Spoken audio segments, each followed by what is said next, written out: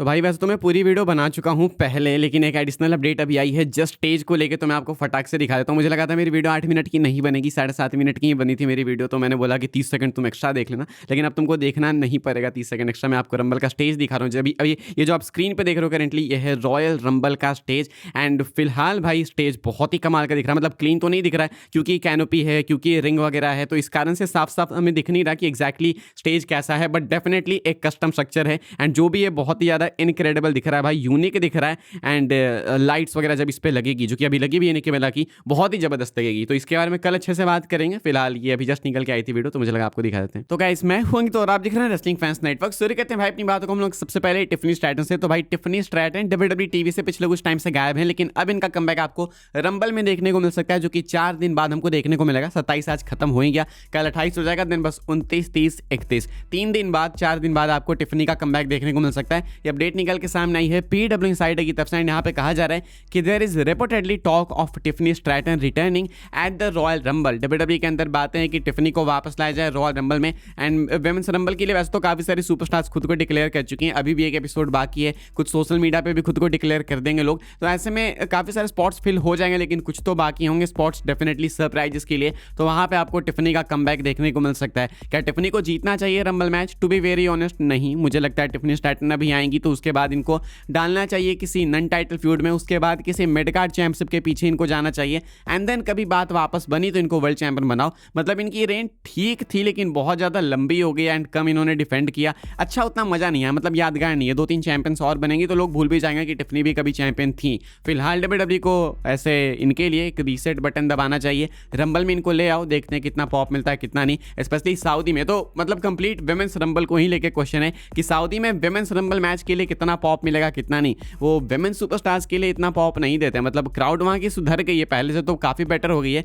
लेकिन women's division के लिए नहीं। ऐसे में टिफनी एक्सपेक्टेड है कि कमबैक करेंगे अपना रॉयल रंबल में, बाकी लेट्स सी क्या होता है। ऑल्सो हम लोग भाई कल करने वाले हैं टैग टीम टॉक डाउन पे डिस्कशन रॉयल रंबल को लेके। कल आने वाला है एक नया episode and it's going to be good, going to be great. So make sure कि आप लोग कल देखें, सुबह 9:30 से 10 बजे के बीच में एपिसोड आ जाएगा एंड कोलैबोरेट कर दूंगा मैं, तो आपको पता लग ही जाएगा। आगे बढ़ते हैं गाइस, हम लोग बात करते हैं टोमासो ciampa की। तो टोमासो ciampa ने खुद अनाउंस कर दिया था अभी पिछले हफ्ते, मतलब कुछ दिन पहले, कि ये WWE को लीव कर देंगे अपने इस कॉन्ट्रैक्ट के खत्म होने के बाद। एंड उससे पहले अपडेट्स आई थी तो मैंने आपको बताया भी था।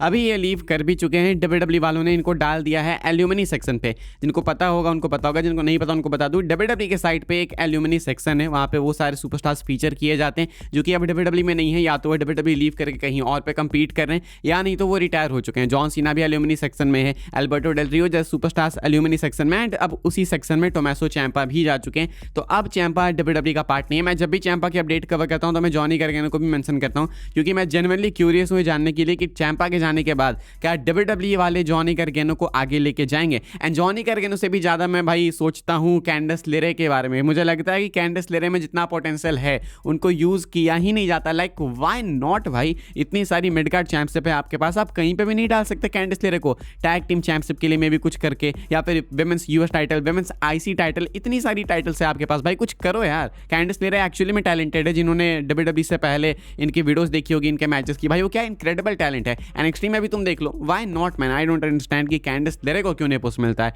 हल्का सा पुश दे रहे हो, ऐसा नहीं कि मेन इवेंटर बना दो, हल्का सा ही चेल्सी ग्रीन लेवल का काफी हो जाएगा। फिलहाल भाई टोमासो ciampa WWE लीव कर चुके हैं, मेन बॉटम लाइन अपनी ये है। आगे बढ़ते हैं भाई, हम लोग बात करते हैं डीमन फिन बैरर की। क्या डीमन फिन बैरर को हमें एक्सपेक्ट करना चाहिए रॉयल रंबल में? देखो चांसेस हैं, क्यों है मैं आपको बताता हूँ। पहले तो हो सकता है कि WWE वाले ऑल ऑफ अ सडन, क्या पता स्मैकडाउन में नहीं तो सोशल मीडिया पे कंफर्म कर दें कि Finn Balor and CM Punk का मैच आपको रंबल में देखने को मिलेगा, ये हो सकता है। एंड अगर ये हो जाएगा भाई तो सीधा डीमन बैरर को आप लोग एक्सपेक्ट कर सकते हो। जिस तरीके से चीजें आगे प्रोसीड हो रही है, डेफिनेटली डीमन बैरर इवेंचुअली देखने को मिलेंगे, या तो मेनिया में, नहीं तो समरस्लैम में, नहीं तो रंबल में, किसी मेजर इवेंट में demon bearer is definitely coming back. अच्छा, क्या फिन बैरर ने जो अटैक किया CM Punk पे रॉ के एंड में, क्या वो उनको हील बना देता है? नहीं, फिन बैरर जेन्युइनली गुस्से में थे, इसलिए इन्होंने एक ट्विनर की तरह एक्ट किया। लाइक जब इन्होंने पूछा कि मैं रंबल में आ सकता हूं, तो एडम पीस ने बोला कि नहीं, हमारे पास स्पॉट्स फिल हो चुके हैं, तुम्हारी नीड नहीं है हमें। तो ऐसे में किसी को भी गुस्सा आएगा। And Finn Balor complete babyface नहीं है, अभी वो ट्रांजिशन में है कोडी की तरह। अभी कैरेक्टर ना उनका हील बोल सकते हैं, अपना बेबी फेस बोल सकते हैं, वो दोनों की तरह एक्ट कर रहे हैं। तो ऐसे में फिन बैरर ने अपना ट्विनर वाला मोड एक्टिवेट किया एंड CM Punk पे अटैक किया।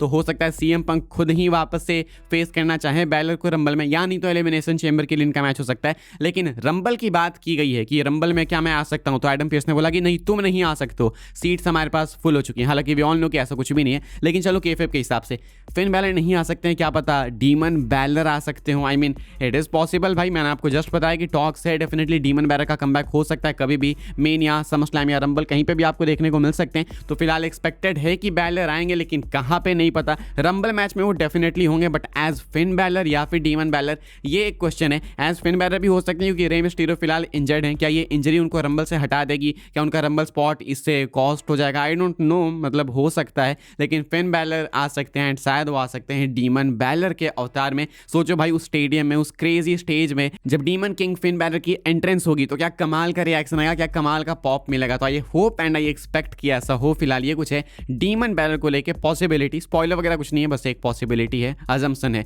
हम लोग आगे बढ़ लेते हैं भाई, बात कर लेते हैं अपनी आखिरी अपडेट के बारे में। WWE के पास डेफिनेटली सरप्राइजेस है फॉर रॉयल रंबल। ये फाइटफुल की अपडेट निकल के जस्ट अभी सामने आई है सोन रॉस साहब की तरफ से, एंड इनका कहना है कि ट्रिपल एच डेफिनेटली कुछ सरप्राइजेस अपने मुट्ठी में लेके घूम रहे हैं फॉर रॉयल रंबल। एग्जैक्टली कितने नहीं पता, 1 है, 2 है, 3 है, 5 है, 10 तो चलो ज़्यादा हो गया, कितने नहीं पता, किस लेवल के हैं वो भी नहीं पता, लेकिन डेफिनेटली देयर आर सरप्राइजेस। लेकिन पहले सरप्राइजेस क्या है ये जानने के लिए हमें जानना होगा कि सरप्राइजेस क्या नहीं है। लेसनर कोई भी सरप्राइज नहीं है, रोमन रेंस किसी भी तरीके का कोई सरप्राइज नहीं है। लेसनर पहले से ही पोस्टर पे थे, रोमन भी थे, तो ये लोग तो देखो डिक्लेयर भी हो गए। लेसनर बाकी डिक्लेयर होने, लेकिन वो हमको मालूम है कि होने वाले हैं, तो उसमें कोई सरप्राइज नहीं है।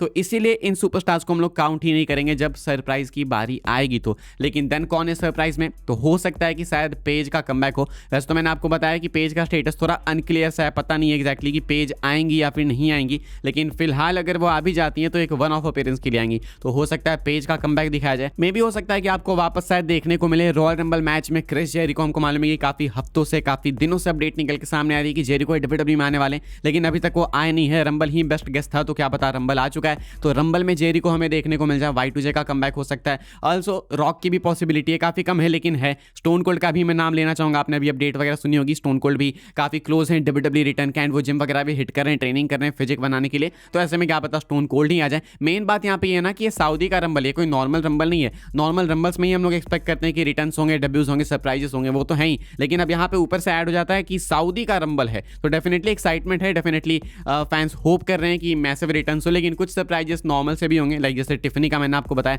टिफनी का कमबैक होगा, उस पर कोई बहुत ज़्यादा खास पॉप आएगा नहीं, लेकिन फिर भी टिफनी आएंगी कुछ टाइम बाद, तो चलो एक सरप्राइज में उसको काउंट कर सकते हैं। तो है चीज़ें काफ़ी कुछ है जो कि दिखाया जा सकता है भाई रॉयल रंबल में, एंड आई होप कि WWE वाले एक अच्छा रंबल हिट करें। अगेन रिपीटिंग, कल टैग टीम टॉक डाउन पे एपिसोड आने वाला है, रॉयल रंबल रिलेटेड प्रेडिक्शन हम लोग करने वाले हैं, बातें करने वाले किसको जीतना चाहिए, किसको नहीं जीतना चाहिए, क्या होना चाहिए, क्या नहीं होना चाहिए, क्या रून कर सकता है, क्या इवेंट को हिट कर सकता है, सब कुछ टैग टीम टॉक डाउन पे होगा। अब इस वीडियो के बाद मैं तुरंत उसी को रिकॉर्ड करने वाला हूँ रोहन के साथ में, तो मेक श्योर कि आप लोग कल टैग टीम टॉक डाउन को देखें। एंड फिलहाल अब इस वाली वीडियो के लिए ये सारी अपडेट्स थी। मिलूंगा मैं आपसे अगली वीडियो में कल सुबह जल्दी ही, तब तक के लिए goodbye, thanks for watching. Make sure कि आप लोग चैनल को सब्सक्राइब करें। एंड अब 8 मिनट की वीडियो नहीं पहुंचेगी तो 30 सेकंड के लिए तुम ये बैकग्राउंड म्यूजिक सुनो, और एंड स्क्रीन पर वीडियो है वो भी देख लेना। बाकी तब तक के लिए goodbye, thanks for watching.